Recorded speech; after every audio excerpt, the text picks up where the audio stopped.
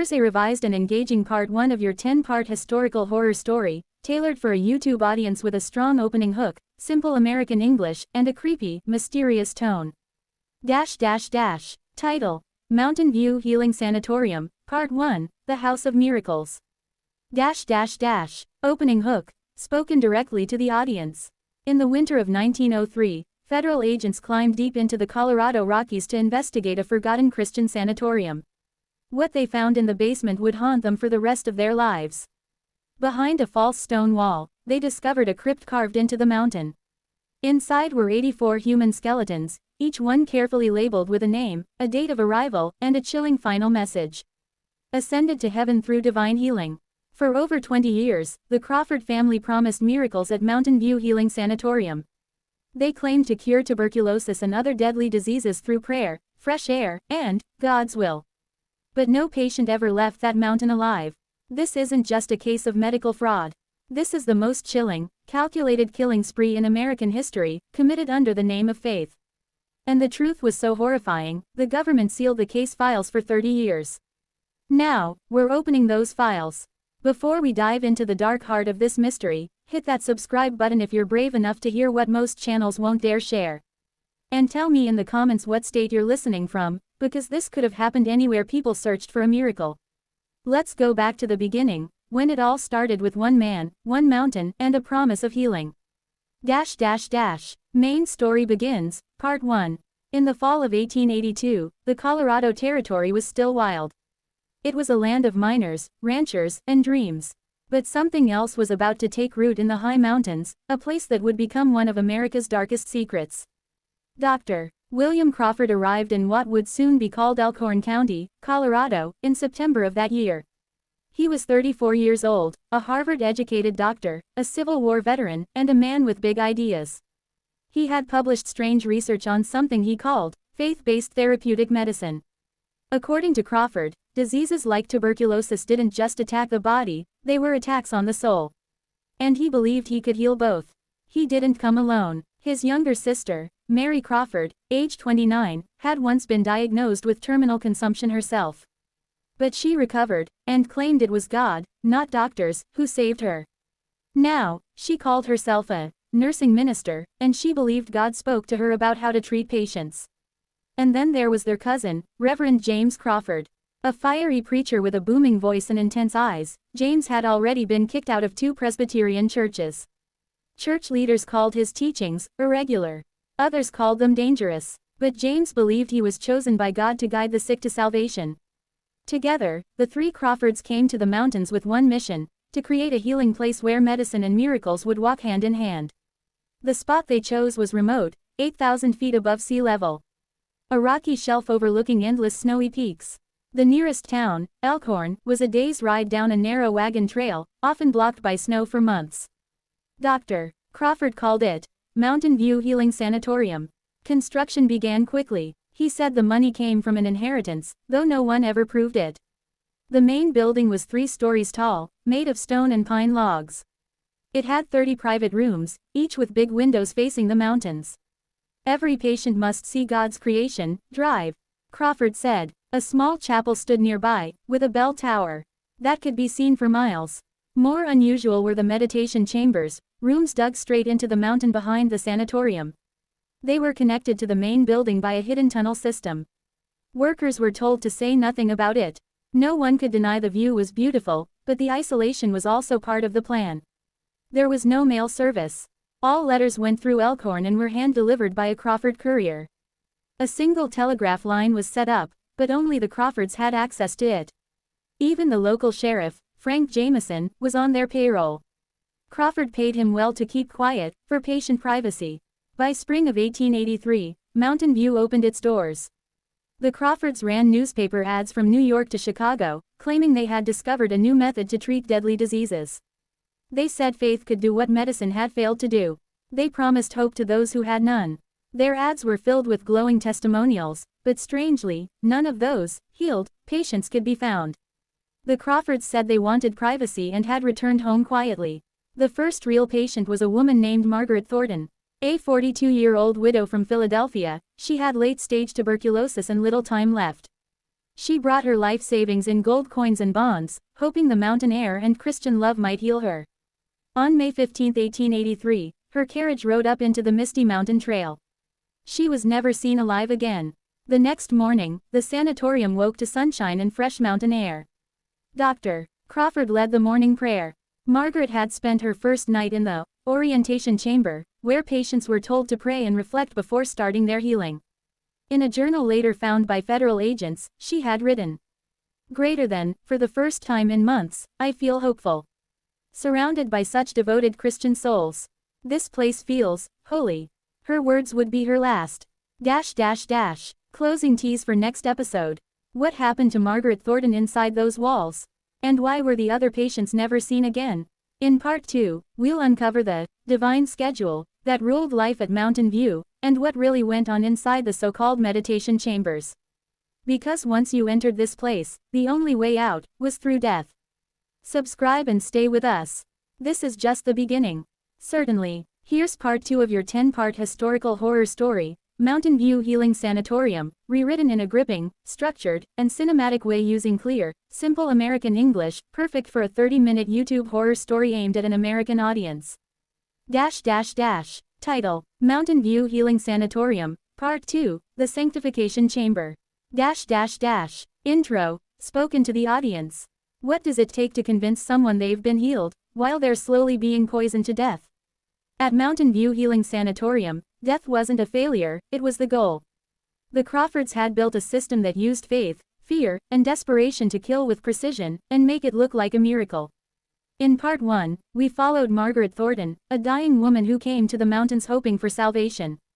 She would become the first healed soul in a crypt full of carefully recorded corpses. But what happened to her in those final days? And how did the Crawfords build a machine that turned human suffering into spiritual theater? You're about to find out. Main story begins, Part 2. Every morning at Mountain View Healing Sanatorium began the same way.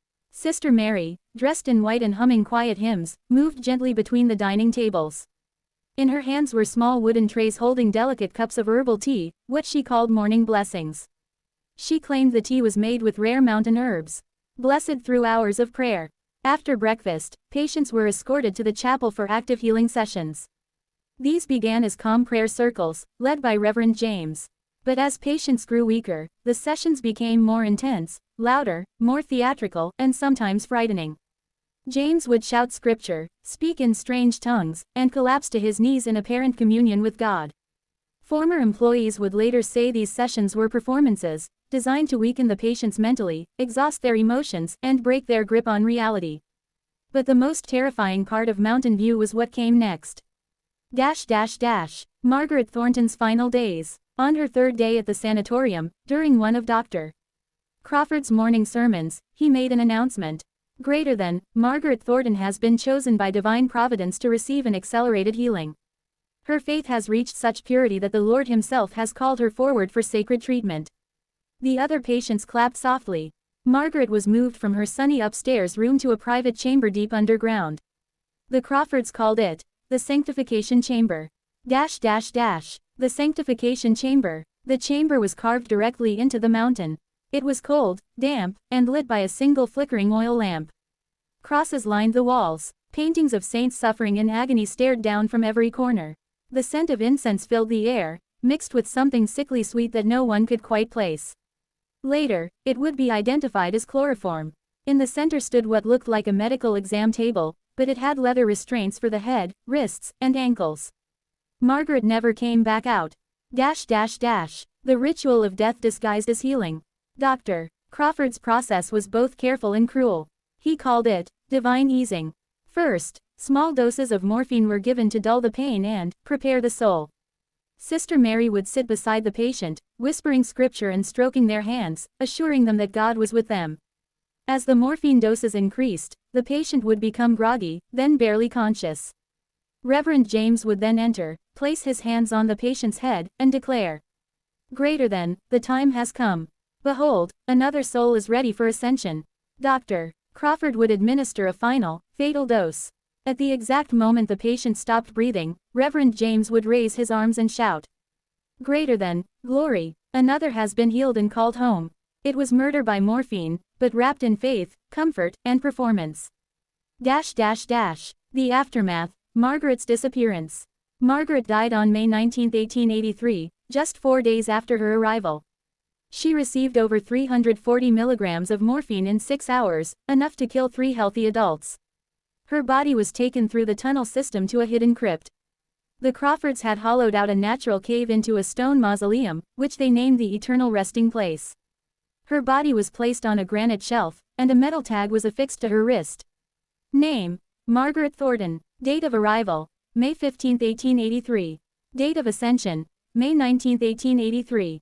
She was the first in what would become a catalogue of 84 murders. Forging the illusion. But the Crawfords weren't done. That same night, Crawford sat down at his desk and wrote a letter to Margaret's family in Philadelphia. The letter, on official sanatorium letterhead, claimed something incredible. Greater than, Margaret has been healed through divine intervention. Her tuberculosis is gone. She has chosen to stay at Mountain View and dedicate her life to helping others. The letter also included instructions for her estate. Dr. Crawford wrote that Margaret had decided to donate everything, her gold, bonds, and properties, to the sanatorium's mission. Enclosed were legal documents transferring her assets, complete with what appeared to be her signature. Of course, they were forgeries. Sister Mary had spent years perfecting handwriting imitation. She copied patient signatures from intake forms with near-perfect accuracy. The family's response. Margaret's family was stunned. They had watched her fade away for years, expecting to lose her. The idea that she had been healed and was now helping others felt like a miracle, even if something didn't feel quite right. When they tried writing letters to her, the Crawfords responded politely, but firmly. Greater than, Margaret is undergoing deep spiritual preparation and cannot be disturbed. Visits may interfere with her sacred transformation. They believed her, and they let go. Within 6 months, Margaret Thornton's entire estate, about $18,000 in gold and property, was now under the control of the Crawfords. The blueprint for mass murder. That one case taught the Crawfords everything they needed to know. Dying people were easy to manipulate. Families wanted to believe in miracles. And if done with enough care, no one would ever suspect a thing. The next patient, Theodore Bancroft. By the summer of 1884, word of Margaret's healing had spread. Wealthy families across America began contacting Mountain View. One of them was Theodore Bancroft, a railroad magnate from Chicago. He arrived in July 1884 with a fortune worth over $75,000 and a desperate desire to survive. He had watched his wife die of the same lung condition. Now he believed his sickness was a spiritual test from God. The Crawfords gave him the full treatment. Dr. Crawford showed him fake medical charts. Sister Mary comforted him, digging deep into his fears and guilt. Reverend James staged elaborate trances where he claimed to receive messages from God. And Bancroft believed every word. Soon, he was signing over company shares, donating money, and confessing personal secrets. He was isolated, exhausted, and surrounded by people who made him feel chosen. He never knew what was really coming. Teaser for Part 3. In Part 3, we'll follow Theodore Bancroft's final days, and the terrifying expansion of Mountain View. The more successful the Crawfords became, the darker their methods grew. And what happened when one patient refused to die? Subscribe and stay with us. The mountains are hiding more than just bones. Absolutely. Here is Part 3 of your 10-part horror series, Mountain View Healing Sanatorium, rewritten in a suspenseful, structured, and cinematic narrative for YouTube storytelling. It continues the chilling saga, keeping the tone dark, mysterious, and simple for an American audience. Title: Mountain View Healing Sanatorium, Part 3, A Cure Worse Than Death. Intro, spoken to the audience. How do you hide a mass grave in plain sight? You give it a name like the Eternal Resting Place. You fill it with the bodies of people who thought they'd found hope, and instead were healed with morphine and lies. In Part 2, we witness the death of Margaret Thornton and the rise of a deadly ritual. Now, the Crawfords refine their system. They turn mercy into murder. And one man, Theodore Bancroft, will become their biggest prize yet. But with big money comes big risk. And a curious doctor is about to start asking the questions no one else dared to ask. Main story, Part 3 begins. Theodore Bancroft died on September 23, 1884. To the world, it was a miracle. To the Crawfords, it was just business. The process was now perfected. Each day, Bancroft was given increasing doses of morphine. Dr. Crawford called it, deepening the spirit. Sister Mary called it, preparing for ascension. She stayed at his bedside, reading scripture as his body shut down, whispering that he would soon be reunited with his beloved wife. Reverend James made it a full production. As Bancroft's breathing slowed, James raised his arms and proclaimed, "Greater than, I see the angels. They have come for you, brother." Bancroft never stood a chance. Another letter, another lie. The letter sent to Bancroft's family was a masterpiece. Dr. Crawford wrote that Theodore had undergone a miraculous healing, both physical and spiritual. He was so transformed, he had decided to stay at Mountain View permanently as a healing minister. He would use his business skills to expand God's work. The family was told not to visit, as Theodore was in a sacred retreat and couldn't be disturbed. It was a carefully crafted lie. But this time, someone wasn't buying it. A son with questions. Bancroft's son, a sharp-minded lawyer from Chicago, was suspicious. He had watched his father battle illness for years. Now, suddenly, he was healed and choosing to live in isolation in the Rockies. He hired private investigators, but they found exactly what the Crawfords wanted them to find. A quiet mountain facility, clean records, smiling staff, forged testimonials, and a handwritten letter from Theodore himself, saying he was fine. Of course, the letter was fake, painstakingly written by Sister Mary, who had practiced Bancroft's signature until it was flawless. With nothing to prove fraud, the case was dropped. The pattern becomes a machine. By the end of 1884, 7 more patients had ascended through the same process. Morphine, prayer, forged documents, inheritance transfers. The crypt beneath the sanatorium grew larger each month, stone shelves carved deeper into the mountain. Each body was tagged, each soul declared, healed. In just 2 years, the Crawfords had collected over $300,000 from dead patients, more than $8 million today. And they weren't slowing down. Expanding the empire of death. With their wealth, the Crawfords built a second building. They called it the Advanced Healing Center. But it was just a more private space to stage more elaborate deaths. They hired more staff, but only those who wouldn't ask questions. Dr. Harrison Blake, a disgraced surgeon from Kansas, became Crawford's assistant. Nurse Elizabeth Hartwell, fired from 2 hospitals for suspicious patient outcomes, worked closely with Sister Mary. Even the cook, Mrs. Sarah Bennett, was selected because she had once worked in a prison and knew how to keep quiet. Each new hire got a generous salary, a fabricated backstory, and one unspoken rule: never question anything. If investigators showed up, they'd hear stories of incredible healing, spiritual transformation, and voluntary patient retreats. It was the perfect cover. A religion of death. The staff began to believe they were part of something bigger. Dr. Crawford called himself a medical prophet. Sister Mary said they were helping souls escape suffering. Reverend James declared Mountain View a gateway to heaven. Even the murders began to feel like rituals, with robes, chants, incense, and final blessings. Death wasn't tragic, it was ascension, and patients kept arriving. But then, a visitor they didn't expect. By spring of 1888, Mountain View was thriving. But their growing reputation brought attention they didn't want. Dr. Samuel Richardson, a respected pulmonary specialist from Boston, had heard whispers of miracle cures in the Rockies. He wasn't a grieving family member. He wasn't a journalist. He was a scientist and an investigator. Sent by the Boston Medical Society, Richardson traveled west to investigate the impossible healing claims being reported in medical journals. The man who asked the right questions.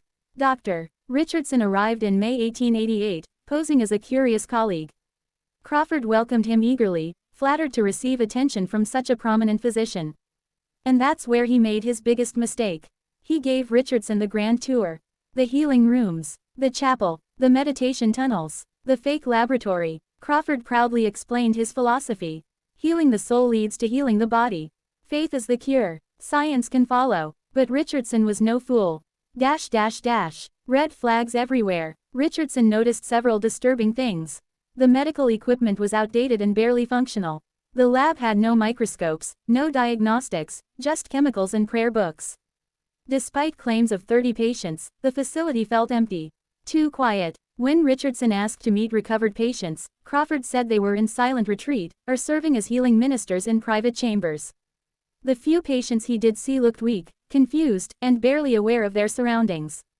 Something was very wrong. Closing tease for Part 4. Dr. Richardson didn't come to the Rockies to play along. He came to expose the truth. And as he dug deeper into the shadows of Mountain View, he would uncover something far worse than he expected. In Part 4, we follow Richardson's investigation, and how close he came to becoming victim number 85. Because when you threaten the Crawfords' empire, you don't just get turned away. You disappear. Subscribe now, because the mountains don't forget, and neither do the dead. Here is Part 4 of your historical horror series, Mountain View Healing Sanatorium, written for a 30-minute YouTube storytelling video. It continues the dark and suspenseful tone, keeping the language simple and gripping for an American audience. Title: Mountain View Healing Sanatorium, Part 4, The Man Who Knew Too Much. Intro, spoken to the audience. He came looking for answers. He found a crypt filled with secrets. Dr. Samuel Richardson was no fool. A respected Boston physician, a decorated war medic, and a sharp investigator. He came to Mountain View in 1888 looking to verify stories of miracle cures. Instead, he walked straight into a carefully built death machine, wrapped in scripture, silence, and the scent of incense. In this part, the hunters become the hunted. And for the first time in 5 years, the Crawfords meet someone they can't control with prayer or poison. This is the beginning of the end. Main story, Part 4 begins. Dr. Samuel Richardson arrived on May 8, 1888. On paper, he was just a curious medical scholar interested in learning about faith-based healing. But in reality, he had been sent by the Boston Medical Society to investigate disturbing rumors about impossible recoveries from terminal illnesses. Dr. Crawford welcomed him like an honored guest. He had no idea he had just let a fox into his henhouse. The tour of deception. Crawford gave Richardson a full tour of Mountain View. He proudly showed off the chapel, where Reverend James performed healing sermons. The private patient rooms, which seemed oddly empty. The so-called meditation chambers, dug into the mountain behind the main building. And his own medical laboratory, which was nothing more than a few shelves of herbs, tonics, and prayer books. Crawford explained his protocol, a mix of herbal treatments, spiritual alignment, and guided prayer therapy. Richardson listened politely, but he was already taking mental notes. Richardson's doubts grow. Something didn't add up. Richardson noticed. The lab had no diagnostic tools. No thermometers, no stethoscopes. There were no surgical instruments, no sanitation equipment, no recovery logs. Despite advertising space for 30 patients, he only saw 5, and none of them seemed well. When he asked to interview the healed patients who were supposedly now ministers, Crawford hesitated. They've taken a vow of spiritual silence, he said. They're deep in retreat. Richardson smiled, but in his mind, a red flag went up. The first clue, a hidden hallway. On his second night at the sanatorium, Richardson pretended to be asleep in his guest suite. At midnight, he slipped out with a small journal in hand and began to explore. Down a back hallway, he found something strange, a locked door behind a curtain. The air around it smelled faintly of chlorine and something metallic. He marked the location and returned to bed. The next day, he casually asked Crawford what was behind the curtain. Storage, Crawford replied quickly. Nothing of interest, but Richardson wasn't convinced. Suspicious conversations. Richardson began quietly speaking with the staff. Most avoided him, but one young groundskeeper, Elias Monroe, was different. Late one evening, Elias whispered to him. You're not the first one to come asking questions, sir. Some folks came last year. Private eyes. They never got inside. They let you see too much. When Richardson asked what Elias meant, the young man just looked down. If you want to leave, leave now. People don't walk out of this place once the Crawfords decide they're not useful. Breaking and entering. The next night, Richardson made a bold decision. While most of the staff were attending Reverend James's midnight healing sermon, he picked the lock on the hidden door he'd seen. What he found behind it made his blood run cold. The crypt below. A narrow stone staircase led deep into the mountain. The air was cold and damp. The walls were covered in carved scripture, and the scent of old death clung to the stones. At the bottom, he stepped into a cavern unlike anything he'd imagined. Stone shelves lined the walls. Dozens of them, each one held a body. Laid out neatly, dressed in white, each tagged with a metal plate engraved with 3 things. Name, date of arrival, date of ascension. He counted 27 bodies before turning back. Some had decomposed, others were perfectly preserved in cold, dry air. This wasn't a hospital, it was a killing ground. Escape cut short. Richardson fled back to his room, heart pounding. He began scribbling notes in his journal. He had to get to town. To the sheriff. To someone. Anyone. But when he opened his door the next morning, Dr. Crawford was waiting, smiling, calm, greater than, "You're up early, doctor. Perhaps you'd like to join us for a sunrise prayer before breakfast." Richardson forced a nod, but now he knew, they knew. The final trap. That afternoon, Reverend James announced a special healing service to be held that evening. Everyone, patients, staff, and guests, was required to attend. Richardson suspected a setup, and he was right. A desperate decision. That evening, Richardson left his room early and went straight to the stables. He found Elias Monroe waiting there. Without a word, Elias handed him a saddlebag filled with water, hard biscuits, and a small pistol. "Greater than, go now," he said. "Take the northern trail. There's a ranger station 2 days out. If you move fast, they won't catch you." Richardson didn't hesitate. He fled into the night. Repercussions. Richardson reached the ranger station 3 days later, sick, exhausted, and half frozen. He reported everything. The sanatorium, the crypt, the fake treatments, the mass graves. But when federal marshals arrived at Mountain View a week later, it was empty. A vanishing act. The buildings were still there. The chapel, the treatment rooms, the second healing wing, but there were no patients. No staff, no Crawfords. The crypt, sealed shut, the metal nameplates, removed. It was like the whole place had disappeared, except for the buildings. Inside the main office, investigators found burned records and a single note. "Greater than, only God may judge us now." Closing tease, Part 5. The Crawfords were gone, but the story was far from over. In Part 5, we'll follow the nationwide manhunt, the whispers of where the Crawfords resurfaced, and the one patient who lived, and remembered everything. Because even when justice sleeps, the dead don't forget. Subscribe now, and don't miss the next chapter in one of the darkest stories in American history. Here is Part 5 of your 10-part horror series, Mountain View Healing Sanatorium, written in suspenseful, cinematic storytelling style for a 30-minute YouTube audience. It continues the story with a balance of mystery, fear, and historical horror, using simple and gripping American English. Title: Mountain View Healing Sanatorium, Part 5, The Patient Who Survived. Intro, spoken to the audience. They vanished without a trace. When federal marshals arrived at Mountain View in 1888, the Crawfords were gone. The staff was missing, the records were burned, and the crypt, sealed tight like it never existed. No bodies, no answers. But the Crawfords had made a mistake. They left someone behind. One patient survived, one voice that couldn't be silenced. And her testimony would blow open the case that the government wanted to bury forever. Main story, Part 5 begins. Her name was Clara Greenfield.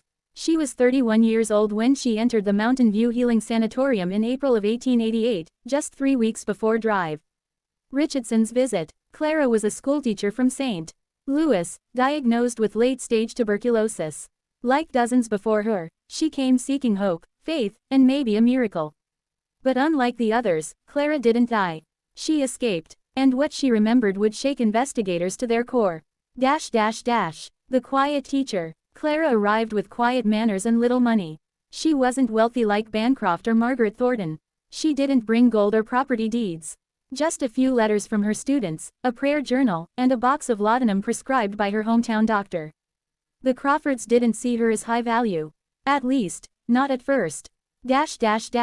Testing the waters. Clara followed the divine schedule just like everyone else. Sunrise prayer, morning herbal tea from Sister Mary, group therapy sermons with Reverend James, afternoon meditation in the chambers. But unlike others, she asked questions. Not obvious ones. Small, Careful ones. Why can't we send letters home? Why don't we ever see patients who've healed? Why is the chapel locked at night? She never got real answers. Just smiles. And more herbal tea. Something in the tea. Within a week, Clara noticed changes in herself. She was dizzy. Her vision blurred. Her limbs ached. She slept more and more. At first, she blamed her illness. But one morning, she skipped the herbal tea. Just pretended to drink it. That day, she felt clear. Alert. Focused. She realized something terrifying. She was being drugged. Eavesdropping. One night, Clara pretended to sleep in the meditation chamber. When the hallway grew quiet, she tiptoed toward the rear tunnels. She found a narrow crevice beside the chapel that let sound carry.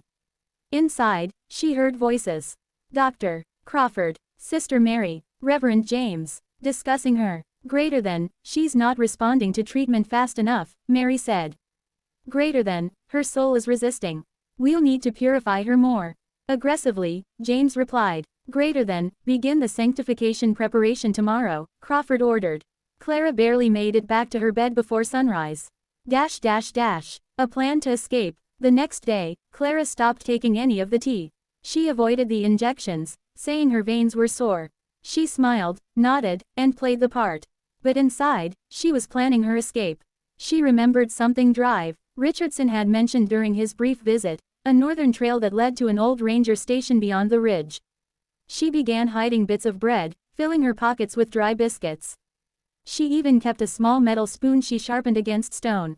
All she needed was one chance. The failed ritual. On May 18, 1888, Clara was escorted to the sanctification chamber. She knew what it was. The stone room carved into the mountain. The oil lamp. The leather straps. The smell of incense and chloroform. But she had made a decision. She wouldn't die lying down. As Sister Mary leaned over her, whispering scripture and holding a syringe, Clara shoved the spoon upward, into the woman's throat. Mary dropped, choking on her own blood. Clara bolted. She ran through the tunnels barefoot, heart pounding, nightgown torn. Behind her, alarm bells rang. Footsteps echoed. But Clara didn't stop. Into the wilderness. She ran all night, using moonlight and instinct. Through frozen woods, across streams, over rocky slopes. By morning, her feet were blistered and her breath ragged. But she kept moving. On the second day, she found a hunter's camp. A small shack with canned food and matches. She waited 2 more days before the ranger found her.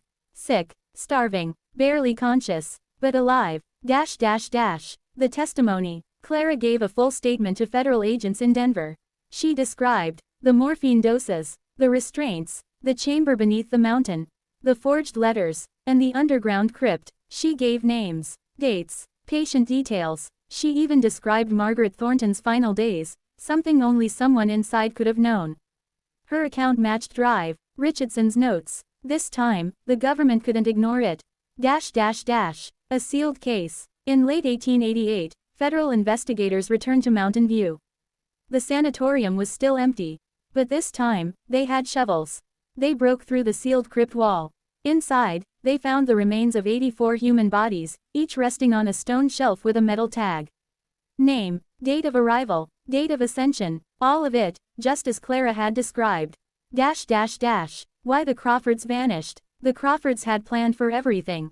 Escape tunnels, burned records, false identities. Rumors spread that they fled to South America, or joined an apocalyptic cult in the Arizona desert. Some believed they died in the mountains. Others said they still walked among the faithful, hiding under new names. But one thing was certain. They were gone, and justice would never be served. Clara's final days. Clara never returned to teaching. She lived quietly in a convent in New Mexico, using a false name for her own protection. She died in 1912. Her final words, according to the nun who sat beside her, were, "Greater than, they're still out there, somewhere." Closing tease, Part 6. The Crawfords vanished, but their story didn't end. In Part 6, a journalist uncovers secret letters hidden for decades. And a new theory emerges. Did the Crawfords start again, somewhere else? Somewhere darker, somewhere even more dangerous. Subscribe now, because Mountain View might be gone.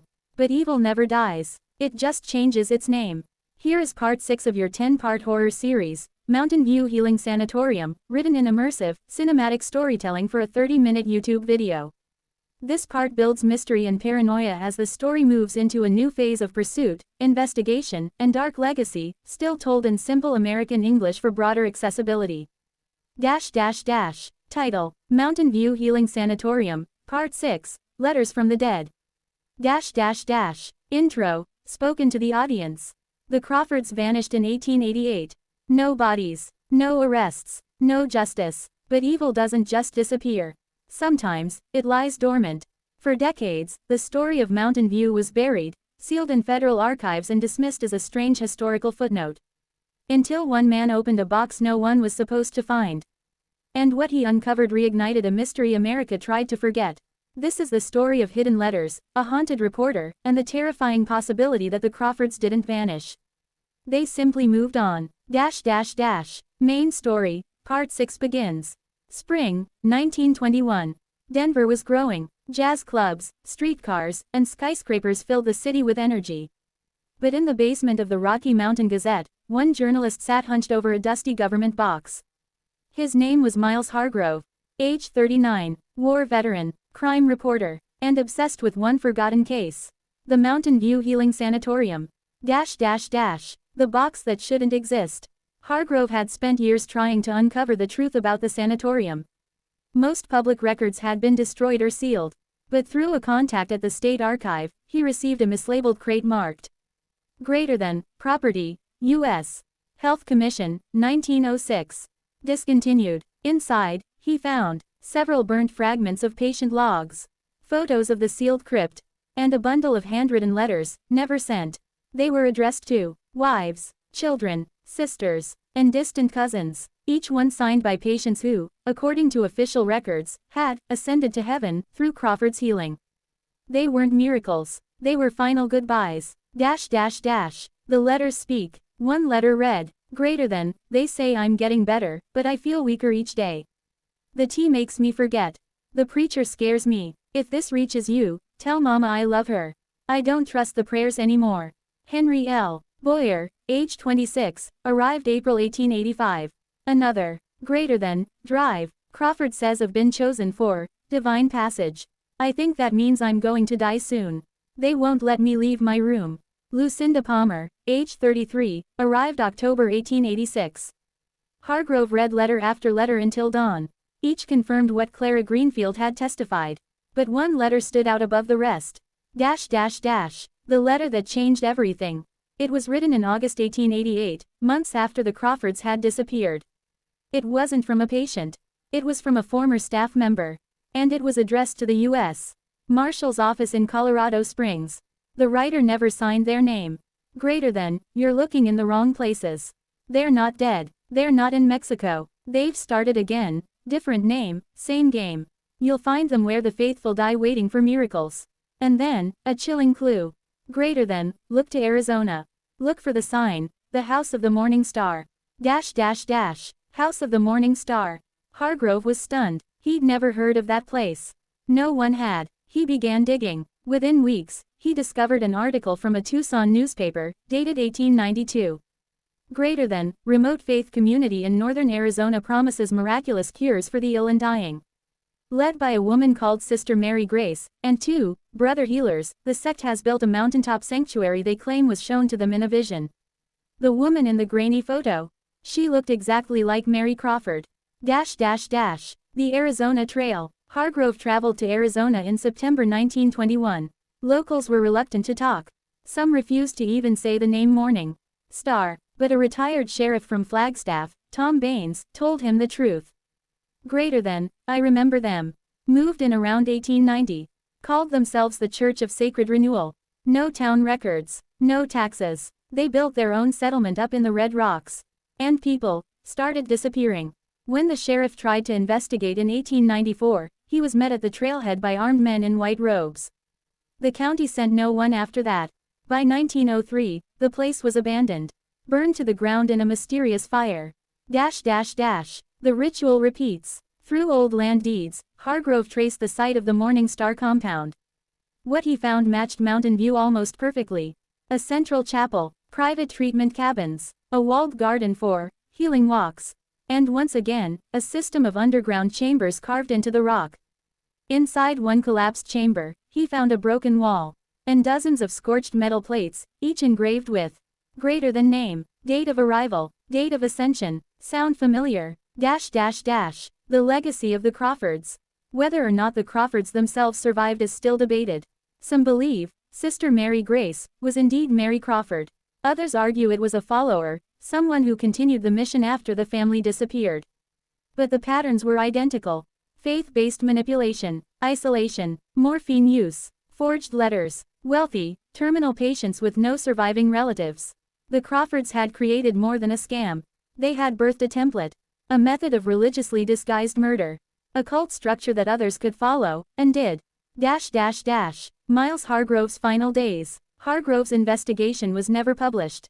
In February 1922, he was found dead in his apartment, heart failure, they said. But friends reported strange visits in the weeks before. 2 men in dark suits. 1 woman in a gray veil. And his final notebook, missing. The box of letters, gone. The files returned to the Federal Archive. Sealed again. .. The government's silence. To this day, the U.S. government has never officially confirmed what happened at Mountain View or Morning Star. The files remain restricted under national health and security classifications. Why? Some believe it's about reputation. Others say the Crawfords had allies, wealthy donors, powerful church figures, who wanted the story buried. But some survivors whisper another theory. The Crawfords weren't human, they weren't just killers in white coats. They were something older, darker, wearing faith like a mask. ..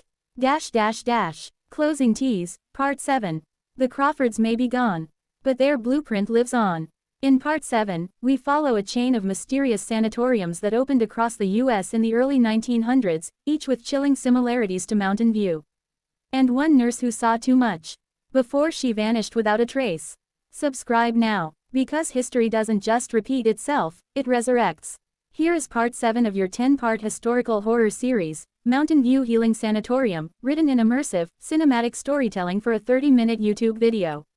It builds on the legacy of the Crawfords, exploring copycat sanatoriums and the chilling case of a whistleblower nurse. Simple American English is used throughout for your audience. .. Title: Mountain View Healing Sanatorium, Part 7, The Vanishing Nurse. .. Intro, spoken to the audience.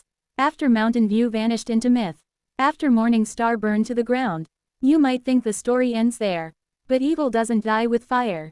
It spreads. In the decades after 1900, strange healing centers began appearing across the American heartland. Always remote, always religious, always promising miracles, and always leaving behind more questions than answers. This is the story of a pattern repeating itself, and the nurse who saw the truth just before she disappeared forever. .. Main story, Part 7 begins. Summer, 1932. Dodge County, Iowa. A new medical facility opened quietly on the edge of a prairie ravine. It was called, greater than, the Providence Center for Divine Restoration. Locals simply called it the Hollow House, because of how empty it always looked. No one in town ever saw patients leave. But they heard the sermons. Heard the chanting echoing down the ravine at night. And one woman began to ask the questions no one else would. Her name was Nurse Alice Monroe. .. Who was Alice Monroe? Alice was 27, a licensed nurse with 3 years' experience in Chicago hospitals. She had been recently widowed and moved to Iowa for a quieter life. The ad in the newspaper offered good pay and housing. Greater than, seeking medical nurse for Progressive Christian Healing Ministry. Room and board provided. Confidentiality required. Alice had no reason to be suspicious. Not yet. .. First impressions. The Providence Center sat on 40 acres of private farmland, surrounded by trees and high grass. It had a central stone house, a wooden chapel, 6 patient cabins, and, as Alice would discover later, a cellar that wasn't listed on the blueprint. The head physician, Dr. Philip Yarrow, greeted Alice on arrival. Tall, calm, deep voice. He reminded her of someone, though she couldn't say who. He introduced the others. Sister Evelyn, in charge of spiritual treatments. Reverend Whitlow, who delivered daily healing sermons. And 3 silent assistants, who never gave their names. Alice felt uneasy, but pushed the feeling aside. .. The rules. Alice was given a patient schedule but was never to administer medications herself. That was Dr. Yarrow's job. She was forbidden to enter the basement after dark, ask patients about their past, write letters without approval, or leave the property for 90 days. All in the name of spiritual focus. But Alice noticed early on, something was deeply wrong. The silent patients. The patients weren't allowed to speak during meals. They walked slowly, as if sedated. Some shook constantly, others had bruises on their arms from repeated injections. Every night, Alice checked vitals that made no sense. Blood pressure readings that dropped rapidly over days. Fevers that spiked, but no coughing, no signs of infection. When she asked Drive Yarrow, he smiled and said, "We are watching the soul transition. The body is only the echo." The basement. Alice couldn't ignore her instincts anymore. On her 32nd day, she followed one of the silent assistants down a back hallway, past the kitchen, and through a hidden door. She descended narrow stone steps lit by flickering lanterns. The basement was larger than the house above. Carved stone corridors, a central room with old religious paintings, and metal exam tables. One door read, "Sanctification Chamber." Alice froze. She'd seen that phrase before, while researching Mountain View months earlier for a college essay. Suddenly, this wasn't just a creepy job. This was something much bigger. A patient speaks. The next day, Alice found a folded scrap of paper on her pillow. It read, "Please help me. My name is Miriam Wells. They say I'm healed, but I feel like I'm dying. They said my husband left. He wouldn't. Please, help." Miriam was patient number 5. Alice had assumed she was mute like the others. But now she knew. Miriam was aware. Trapped. She tried to speak with her during afternoon walk time. Miriam only whispered, "It's not healing. It's poison." The escape attempt. Alice had a decision to make. She packed a small bag, stole copies of Dr. Yarrow's treatment notes, and waited until 2 a.m. She found Miriam in her cabin and quietly led her toward the rear woods. They didn't make it far. 3 men in white robes were waiting. Alice was dragged back inside. The last thing she remembered was a sharp sting in her arm. And the sound of Reverend Whitlow chanting in Latin. What the sheriff found. On October 12, 1932, a farmer reported smoke rising from the Prairie Ravine. When deputies arrived, the Providence Center was in flames. They found no bodies, no records, no surviving buildings. But deep in the cellar ruins, they found burned tags, metal plates, names, dates of arrival, and one half-melted tag that read, Miriam Wells, ascended October 9, 1932. The letter to the newspaper. 1 week later, the Des Moines Tribune received an unsigned envelope. Inside was a 3-page letter and several torn medical forms. The letter was in Alice Monroe's handwriting. They're still following the same script. New name, new town. They call it healing, but they're burying people under stone again. This is the Mountain View legacy. If this letter reaches you, I've either escaped, or I'm dead. They wear white. They carry scripture, but they are not from God. The newspaper never published the letter. It was forwarded to state authorities and promptly sealed. The pattern continues. From 1903 to 1950, at least 6 facilities across the Midwest and Southwest were shut down under mysterious circumstances. All shared common traits: religious front, private underground chambers, wealthy terminal patients, and deaths described as spiritual ascension. All claimed no connection to the Crawfords. But the script was the same. Over and over again. Where is Alice Monroe? Alice was never found. No death certificate. No police report. No relatives contacted. Some believe she survived and lived under a new name. Others say her body lies in one of the forgotten graves beneath the burned ruins of Providence. But one thing is certain. She knew the truth. And she tried to warn us.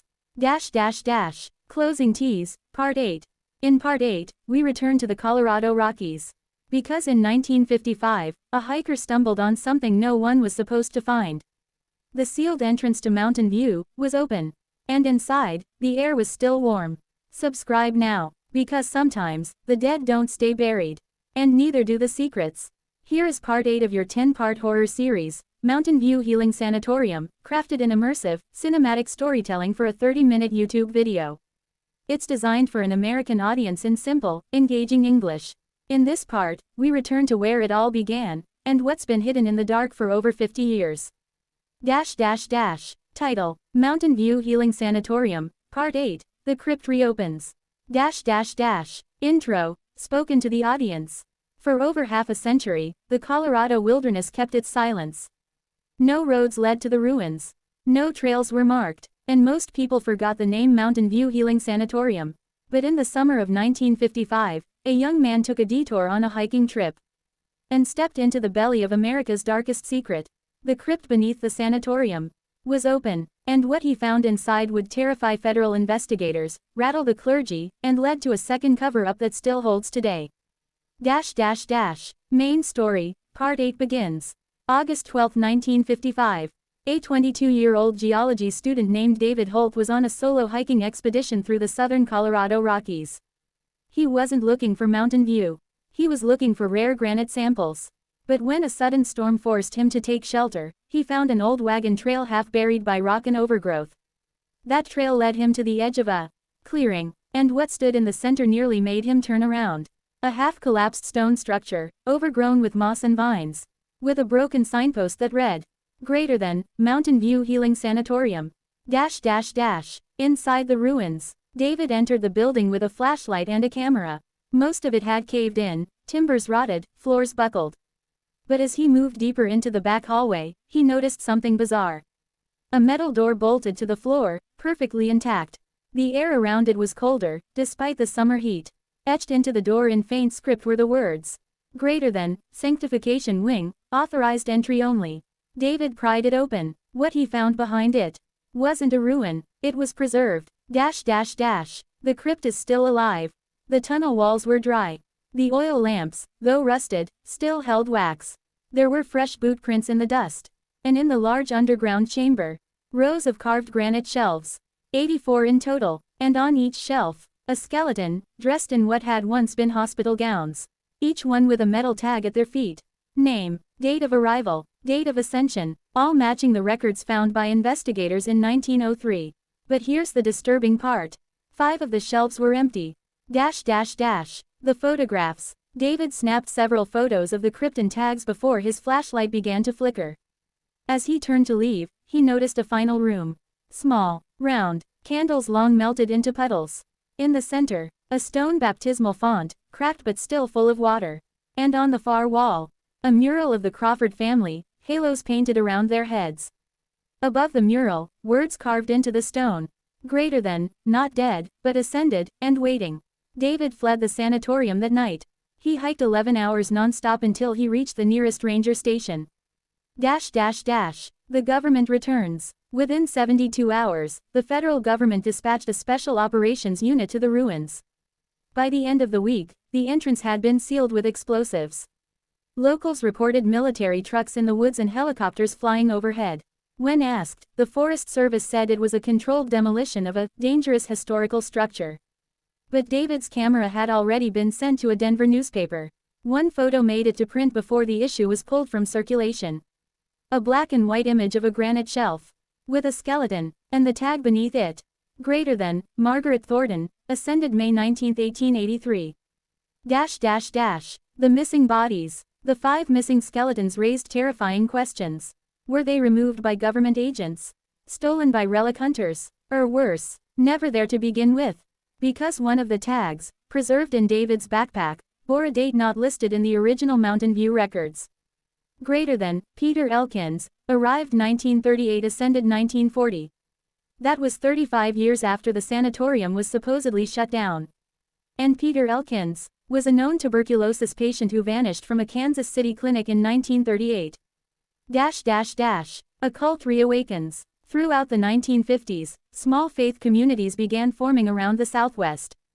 Desert prayer colonies, remote healing retreats, secret churches built into canyons. Each claimed to follow a doctrine of divine restoration. Each traced their teachings to a single vanished text. The Ascension Doctrine, allegedly written by Dr. William Crawford himself. Copies began appearing in underground religious networks. Pages describing death as divine healing, the use of quieting agents, and instructions on how to prepare a soul for heavenly service. Someone was reviving the Crawford ideology. And they weren't doing it alone. David Holt's fate. David gave his account to the Denver police and the Bureau of Investigation. Then he vanished. Officially, he left for Alaska to pursue a career in wilderness geology. But no travel records were ever found. His family received one final postcard postmarked Flagstaff, Arizona, a blank card with only 3 words on it. Greater than, I saw them. The survivors speak. In the early 1970s, 2 former nurses from a Nevada healing retreat came forward. Both claimed that their facility, called the House of Eternal Wellspring, used methods nearly identical to Mountain View. They described controlled morphine sedation, forged letters to families, and a room labeled Sanctification Hall. Their story was quickly discredited by federal health officials. But in their possession was a Bible, handed to them by the retreat's founder. Inscribed inside the cover, greater than, to Mary, from W.C. We are his hands on earth. W.C. William Crawford, Where are they now? Could the Crawfords, or their followers, still be operating today? That's what conspiracy forums, late-night radio, and underground researchers have wondered for decades. Because people still go missing. And healing cults still exist in the shadows. And every once in a while, a granite room is found, carved into a mountainside, lined with empty beds, and a mural of 3 smiling faces. A doctor, a nun, a preacher, Closing tease, Part 9. In Part 9, we go deeper into the network. A retired FBI agent breaks his silence for the first time. He claims to have infiltrated a modern-day Crawford cult in 1981.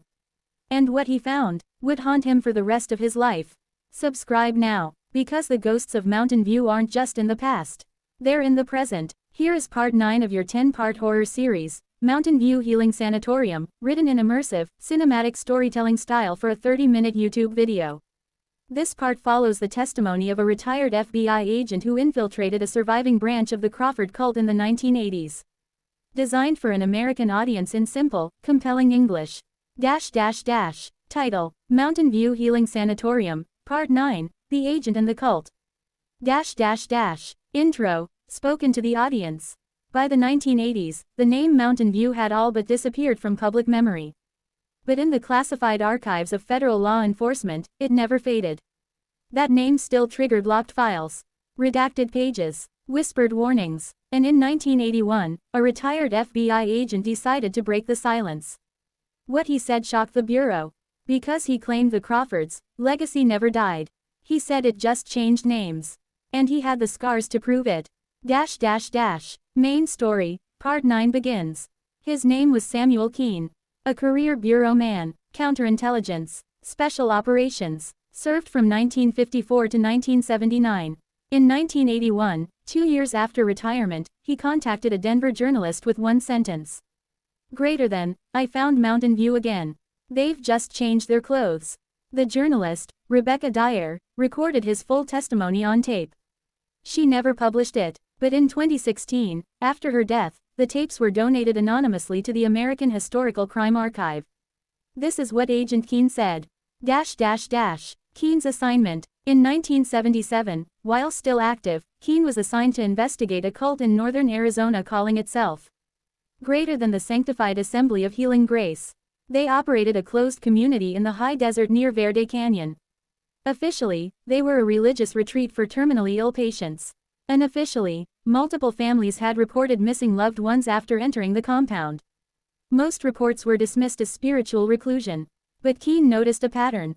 Wealthy individuals, terminal illnesses, immediate estate transfers, no confirmed exits. It reminded him of something buried in his old training files. Something from Colorado, 1903. Infiltrating the assembly. Using a false identity, Keene posed as a former combat medic seeking spiritual guidance after a cancer diagnosis. He was admitted after a 3-day spiritual screening. Inside the compound, he found 12 cabins for patients, a chapel made of adobe, a large, windowless stone building referred to only as the chamber. Keene's journal, found with the tapes, describes the strange rituals. Greater than, they call it the body alignment protocol. Daily prayer, herbal tonics, no outside contact, no clocks. Everyone speaks softly, as if in church, or waiting for something. The caretakers. The assembly was run by 3 elders. 1. Dr. Malcolm Price, former military doctor. 2. Sister Clara, a soft-spoken woman who rarely blinked. 3. Reverend Elias, tall, white-bearded, always barefoot. Keene quickly recognized familiar roles. Price as the healer, Clara as the caregiver, Elias as the spiritual guide. A mirror of the Crawford trio. And then came the final confirmation. On his 12th night, Keene was taken into a room for what they called a revelation session. The doctrine returns. In the candlelit room, Reverend Elias read from a leather-bound book. The title engraved in gold. Greater than, Doctrine of Divine Transition, W.C. Keene's heart stopped. That wasn't just a name.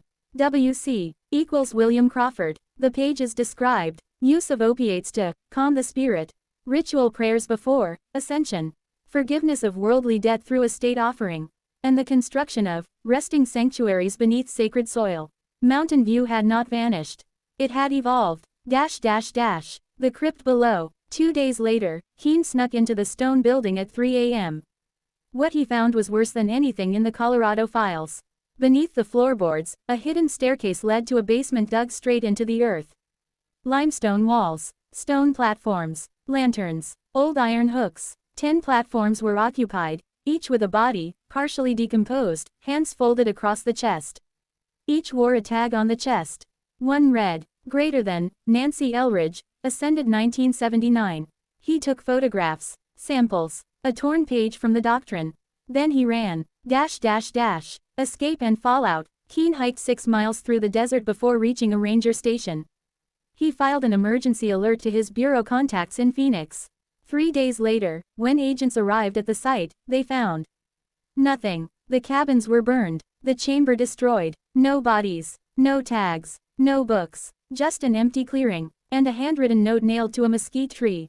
Greater than, we will rise again. You cannot stop what is divine. Official response. The bureau sealed the file. Keene was told never to speak of the operation again. He resigned within a year.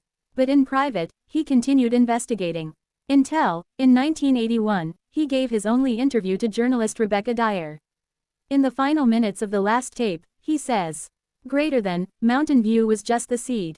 The branches are everywhere now. They don't need stone buildings anymore. They're in ranches, warehouses, gated communities. Anywhere people are desperate to live. Where are they now? Rebecca Dyer died in 2016 under natural causes. Her apartment contained 47 notebooks, dozens of sealed letters, and a map titled, Suspected Sanctuaries 1903 to Present. It marked 14 U.S. states, all connected to known disappearances, all with similar stories of miraculous healing, religious seclusion, and estate donations. As for Samuel Keene, he was last seen in 1983 in Sedona, Arizona. Some believe he was silenced. Others say he joined one of the cults, either to spy, or because they got to him. The pattern lives on. From 1883 to the 1980s, the Crawfords' system continued. 1. Offer hope to the dying. 2. Isolate them from their families. 3. Convince them of spiritual healing. 4. Take their wealth. 5. Administer death. And in every case, families were told, greater than, they chose to stay. They found peace. They don't want to be disturbed. Closing tease, Part 10. In the final part of this series, we return to Elkhorn County, Colorado, where in 2003, the federal seal on the original Mountain View case files was finally lifted. And what was found in the last 23 pages will change everything we thought we knew about the Crawfords, who they were, what they really believed, and who still walks the mountains of Colorado today. Subscribe now, because the end is just the beginning. Here is the final part, Part 10 of your 10-part horror series, Mountain View Healing Sanatorium, written in immersive, cinematic storytelling for a 30-minute YouTube video. This chapter unveils the final revelations from the 2003 unsealing of federal case files, closing the terrifying legacy of the Crawford family, or perhaps opening a new chapter. Title, Mountain View Healing Sanatorium, Part 10, The Final Record. Intro, spoken to the audience. For a century, the name Crawford echoed through rumors, death records, and sealed case files. But in 2003, the final truth emerged. A federal judge ordered the declassification of the Mountain View Sanatorium case, long buried under layers of silence, red tape, and national shame. What the last 23 pages of the report revealed was not just the truth about 84 victims. It was a blueprint, a warning, and a clue that someone, somewhere, is still continuing the Crawfords' work. Main story, Part 10 begins. March 3, 2003, Washington, D.C. Under pressure from the Freedom of Information Act, the Department of Justice released the complete unredacted case file for the Mountain View investigation. Over 2,000 pages of testimonies, forensic reports, property transfers, and internal memos. But it was the final 23 pages, previously marked, Eyes Only, Level 4. That changed everything. The Basement Discovery 1903. Federal agents in 1903 didn't just find bodies. They found something else. A second, sealed stone room, hidden behind the crypt. Inside were 12 chairs arranged in a circle, a central altar, stained with blood, and a large leather-bound book bound in human skin. The book's title, Greater Than, The Doctrine of Sacred Exit, by William Crawford, M.D. It described, in detail, the ritualistic philosophy behind the murders. Not as mercy, not as fraud, but as sacrifice, to an entity Crawford called greater than the great physician beyond the veil. Who was William Crawford, really? Page 3 of the sealed report confirms what no one dared to say aloud for a century. Greater than drive. William Crawford was never licensed by Harvard Medical School. His records were forgeries. His Boston references were fabricated. Crawford had no formal medical background at all. But he was an ordained priest of a banned esoteric sect called the Body Eternal. This sect, first documented in 1866 Boston, believed that the only true cure is transition of the soul from the corrupted flesh. Their writings glorified assisted death as a sacred act. Their leaders vanished in 1871. Now we know. They went west. They became the Crawfords. The children. In the 1903 report, agents found 5 small graves outside the chapel ruins, each marked only by a cross. Exhumations revealed children between the ages of 5 and 11, all deceased by asphyxiation, all bearing surgical marks on their chests. Their bones matched no known patient records. But page 18 of the unsealed files contains a chilling entry. Greater than, Reverend James notes successful conversion of 5 orphans into spiritual vessels. They lacked disease, but not impurity. These were not just patients. They were experiments. Survivor found in 1947. Another file, classified, high risk, until 2003, details an encounter in 1947, El Paso, Texas. A 72-year-old woman named Isabel Maeve Crawford was found living under an assumed name. DNA tests performed decades later linked her to William Crawford's bloodline. Her testimony: she escaped Mountain View in 1903 when she was just 10 years old. Her real name: Isabel Mercy Crawford, daughter of Reverend James. She claimed she was meant to become the next sanctifier, trained from childhood. Her quote to investigators: greater than, they never saw death as murder. They called it perfect healing. I ran before they could make me do it.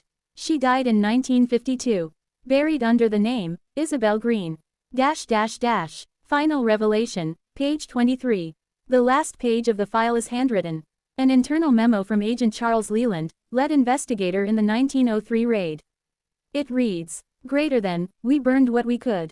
Sealed what we couldn't, but I fear the ideas can't be destroyed. The book, The Doctrine, was not the only one. 3 copies were missing. Below that, scribbled in pencil. Greater than, they were mailed. 1 to Arizona, 1 to Louisiana, 1 to a private church in Maine. Where it all leads. The 3 surviving copies of the doctrine have never been found. But since 2003, over 17 death cults have been linked to faith-based healing doctrines, nearly identical to Crawford's writings.